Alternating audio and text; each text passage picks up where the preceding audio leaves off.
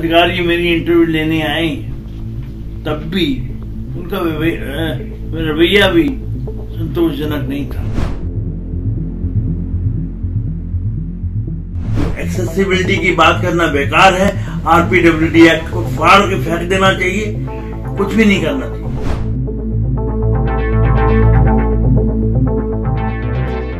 या तो वह वैकेंसी न निकालें या तो फिर ड्रामा बंद करते हैं।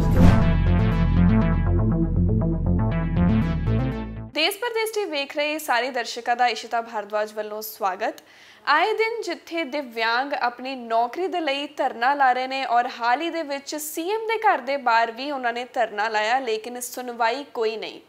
ਲੇਕਿਨ ਜੇ ਕਿਸੇ ਦਿਵਿਆਂਗ ਨੂੰ ਨੌਕਰੀ ਦਾ ਸੱਦਾ ਆ ਵੀ ਜਾਂਦਾ ਸਰਕਾਰ ਵੱਲੋਂ ਤੇ ਕੀ ਉਸ ਦੇ ਨਾਲ ਸਹੀ ਤਰੀਕੇ ਦੇ ਨਾਲ ਵਰਤਾਵ ਕੀਤਾ ਜਾ ਰਿਹਾ ਹੈ? इस सारे ते साडे नाल गलबात कीती विवेक जोशी जी ने, जिन्हां दा जन्म 100% सेरिब्रल पालसी दे नाल होया, लेकिन इस सारी औंकड़ां नूं पार करते हुए अज वो अपना एक NGO चला रहे ने, बच्चियां नूं शिक्षा दे रहे ने। इस दे नाल ही उन्हां नूं राष्ट्रपति वल्लों सन्मानित भी किया जा चुका है। जदों इन्हां नूं नौकरी दे लई सद्दिया गया तां इन्हां दे नाल सही तरीके दे नाल बर्ताव नहीं किया गया।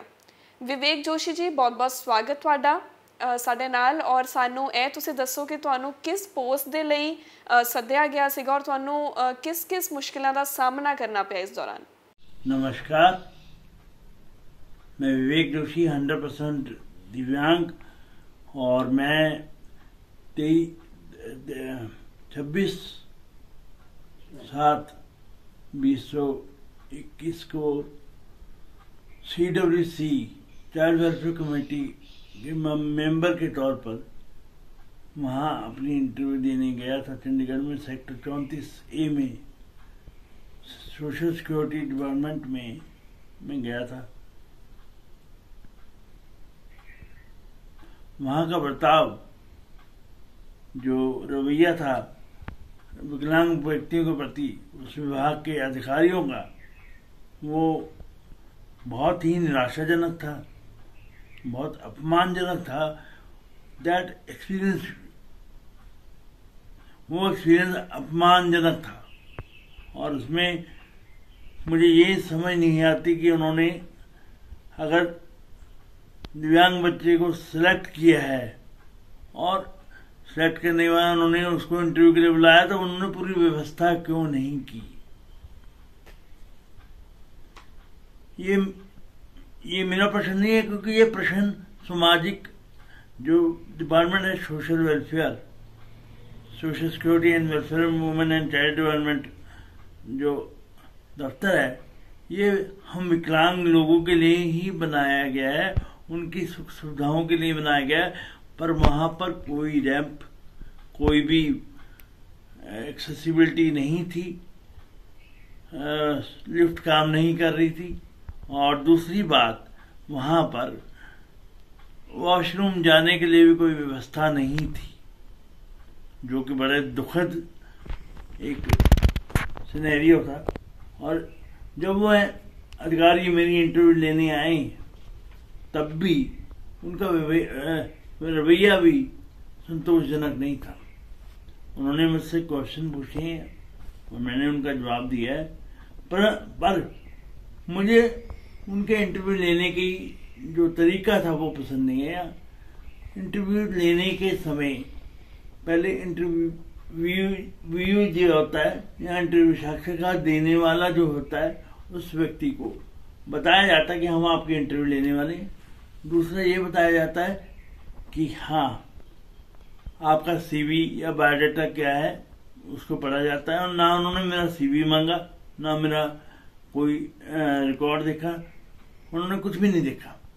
और उन्होंने ये कहा, मैडम ने कहा कि आपको पता है ये 24 घंटे की जॉब है और आप 24 घंटे काम कर सकते हैं।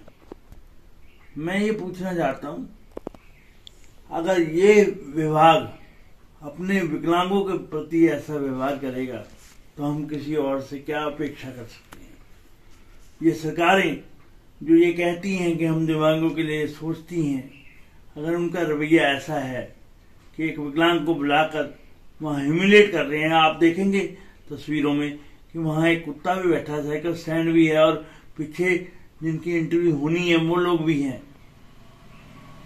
ऐसी व्यवस्था में कोई कैसे रिलैक्स होकर इंटरव्यू दे सकता है, कैसे अपने आप को अभिव्यक्त कर सकता है? ये ह्यूमन राइट्स का उल्लंघन नहीं है? ये right to life with dignity का अधिकार नहीं है? हमें right to live life with dignity का अधिकार नहीं है? ऊपर से उनका रवैया ऐसा था कि they are not bother about the things. वो मुझे ह्यूमिलेट करने के लिए वहां बुलाया गया, उनका कोई ऐसा इंटेंशन नहीं था। और ऊपर से वो कहते हैं आप जलंधर से आए हैं, दूर से आए हैं, आप जल्दी जाइए।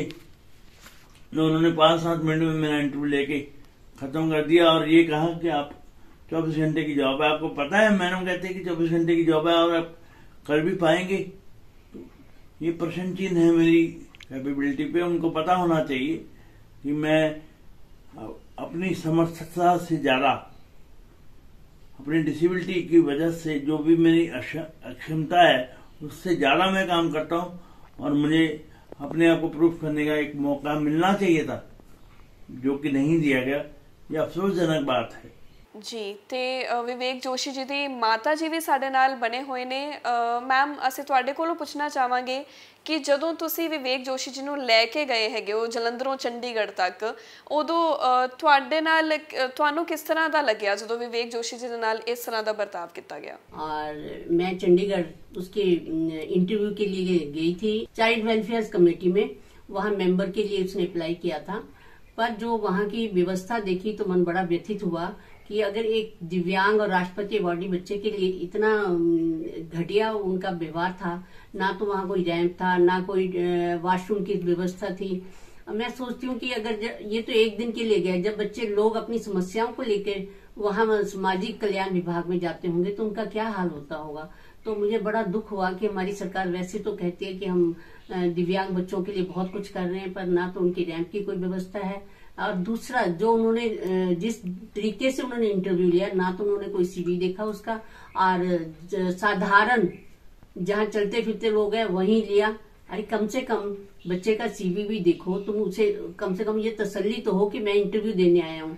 और उस जगह पे जहाँ साइकिल स्टैंड थे, ना तो कोई मेज कुर्सी, ना कुछ, ना लेना, कुत्ता भी वहीं सोया हुआ था।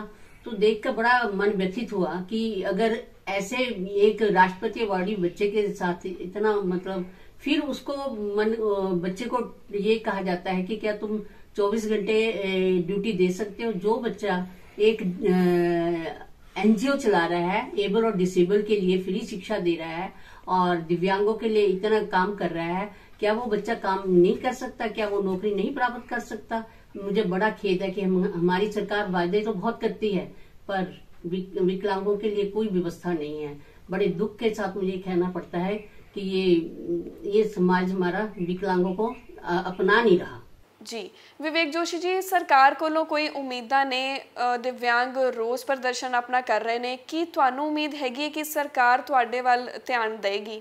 ये कहना चाहता हूँ सरकारों को कि या तो वह वैकेंसी न निकालें या तो फिर ड्रामा बंद कर दें। इस तरह का विकलांगों के लिए पोस्ट क्रिएट ना करें या विकलांगों को जॉब ना दे, क्योंकि मैं भारत का निवासी हूँ और मुझे बड़े दुख के साथ कहना पड़ रहा है, मुझे बड़े दुख के साथ कहना पड़ रहा है कि भारत में दिव्यांगों का कोई फ्यूचर नहीं है। दिव्यांगों के लिए कोई पद आरक्षित होता है पर उनको दिया नहीं जाता। पीपीएससी के केस में भी मैं आपको बता दूं कि मैंने ही रिट पिटीशन फाइल की थी। हमको संगठित होना पड़ेगा, हमको इकट्ठा होना पड़ेगा, तभी हम यह अपनी आवाज उठा पाएंगे। दोस्तों, मेरे लिए ये चिंता का विषय है। चलो मैं तो एक दिन इंटरव्यू दे के आ जाऊंगा, परंतु वो लोग जो रोज उस विभाग में काम करने के लिए जाते होंगे, मुझे उनकी चिंता सता रही है कि वो कैसे जाते होंगे अपने काम कराने के लिए। विकलांगों को पहली मंजिल पे कैसे पहुंचते होंगे, जबकि वहां पर लिफ्ट खराब है, यूरिनेशन की व्यवस्था नहीं है। अगर किसी को बाहर से कोई आया है तो वहां पर यूरिनेशन की व्यवस्था नहीं है। आप सोच सकते हैं उस व्यक्ति के मन पर क्या बीत रही होगी जब किसी को वॉशरूम आएगा और वहां व्यवस्था नहीं है। तो आपको ये सोचना पड़ेगा मैं तो ये कहता हूँ कि भारत में विकलांगता का कोई भविष्य नहीं है। एक्सेसिबिलिटी की बात करना बेकार है। आरपीडब्ल्यूडी एक्ट को फाड़ के फेंक देना चाहिए, कुछ भी नहीं करना चाहिए, सिर्फ ढोल पीटो, ताली बजाओ। और बहुत बहुत शुक्रिया ਸਾਡੇ ਨਾਲ ਬਨੇ ਰਹਿਣ ਦੇ ਲਈ। ਇਹ ਸੀ ਜੀ ਵਿਵੇਕ ਜੋਸ਼ੀ ਜੀ ਜਲੰਧਰ ਤੋਂ, ਜਿਨ੍ਹਾਂ ਨੇ ਆਪਣੀ ਆਪ ਬੀਤੀ ਤੁਹਾਨੂੰ ਖੁਦ ਦੱਸੀ। ਉਮੀਦ ਹੈ ਕਿ ਇਨ ਦਿਵਿਆਂਗਾਂ ਦੀ ਗੱਲ ਜਿਹੜੀ ਸਰਕਾਰ ਤੱਕ ਪਹੁੰਚੇਗੀ। ਇਸੇ ਤਰ੍ਹਾਂ ਦੀਆਂ ਹੋਰ ਰਿਪੋਰਟਸ ਲੈ ਕੇ ਮੈਂ ਹਾਜ਼ਰ ਹੁੰਦੀ ਰਵਾਂਗੀ। ਤਦ ਤੱਕ ਲਈ ਮੈਨੂੰ ਇਸ਼ਿਤਾ ਭਾਰਦਵਾਜ ਨੂੰ ਦਿਓ ਇਜਾਜ਼ਤ। ਨਮਸਕਾਰ।